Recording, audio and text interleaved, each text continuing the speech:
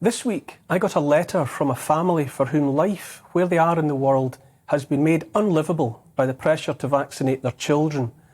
Pushed beyond endurance, they have packed up all that they own and are moving on in hopes of a better life elsewhere. It was the mother of the family who wrote the letter. In her sign-off, she said, "Nothing stays the same, but there are to be found some absolute truths that are worth standing and fighting for."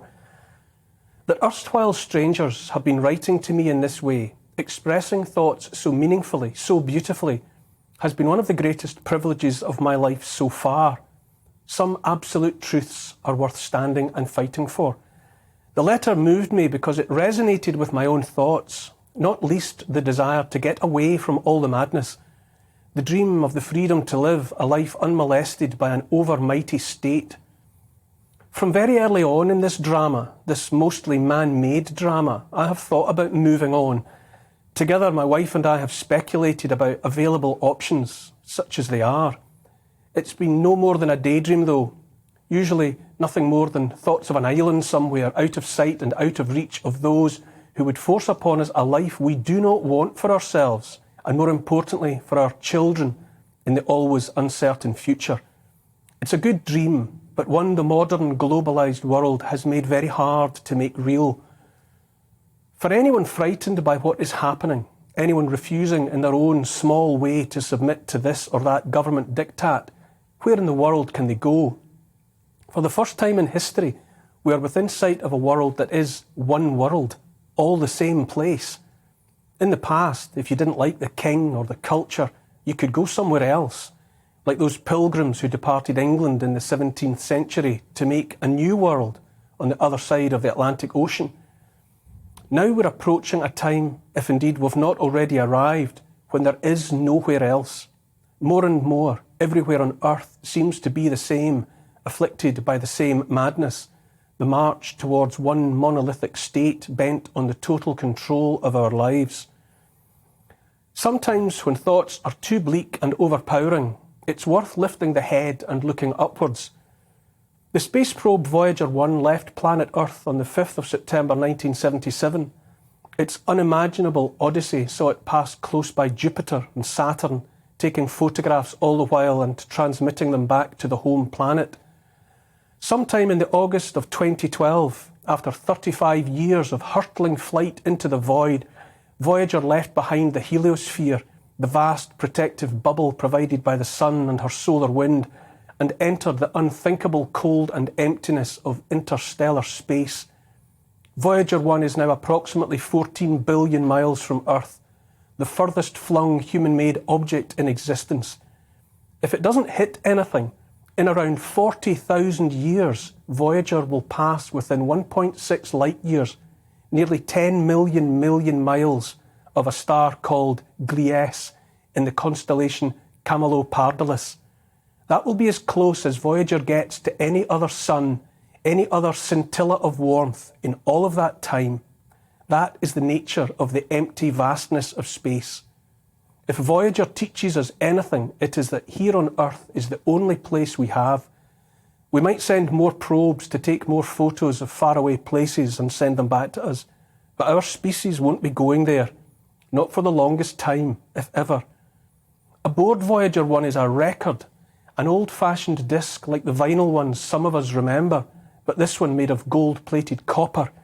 It carries all sorts, pictures of life on Earth, scientific information, the song of whales and the voice of a crying baby, waves breaking on a beach, and also music by many artists, including Mozart, Chuck Berry, and Blind Willie Johnson.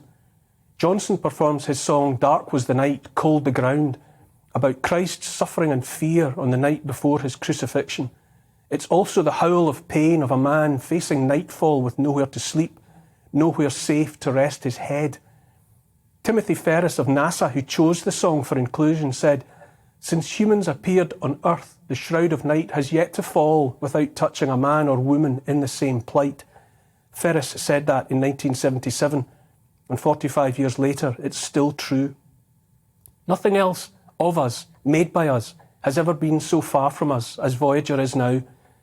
Alongside the golden record is a map giving directions to Earth and pictures of a man and a woman. The idea, forlorn though it might be, is that some other intelligence might stumble across Voyager and use the map to find us. A message in a bottle, adrift in the ocean of space. Long after we're all gone, every trace, Voyager 1, its plaque and its golden record will survive to tell eternity that we were ever alive in the universe. Our cargo is a distillation of what seemed to matter here in 1977, this world as it was when I was 10 years old. Sometimes I miss that world of the 70s very much and think that if I could make a gift of it to my own children, then I surely would. In February 1990, at the instruction of cosmologist Carl Sagan, the camera aboard Voyager was instructed to turn back to face in the direction from which she had come, one last look before disappearing into the invisible. The resultant photograph from 3.7 billion miles away shows Earth like a speck of dust suspended in a sunbeam. It's called the pale blue dot, and if you're watching GBNews on TV, you can only just see it there on the right, that pale blue dot. Writing about the photo in 1994, Sagan noted, "That's here, that's home, that's us. On it, everyone you love, everyone you know, everyone you ever heard of, every human being who ever was lived out their lives. Our planet is a lonely speck in the great enveloping cosmic dark. In our obscurity, in all this vastness, there is no hint that help will come from elsewhere to save us from ourselves." Sagan was a genius and also a poet. There are those among us who would change our world beyond recognition. Some days now it's hard not to feel they've already won. And then last week I began watching another odyssey here on Earth, a convoy. Tens of thousands of truckers in Canada en route to their capital city, Ottawa, there to protest about vaccine mandates and much else conjured up by their Prime Minister, Justin Trudeau, in the past 2 years. Figures are always hard to gauge, far less to verify, but I repeatedly read that 1.4 million people were on the move towards the Canadian capital, there to have their voices heard. As I said on social media last week, every once in a while I envy the jobs of others. All week now I've been wishing with all of my heart that I was a trucker in Canada, thundering towards Ottawa. What a grand adventure. So grand I don't know whether to cheer or cry about it. Perhaps both.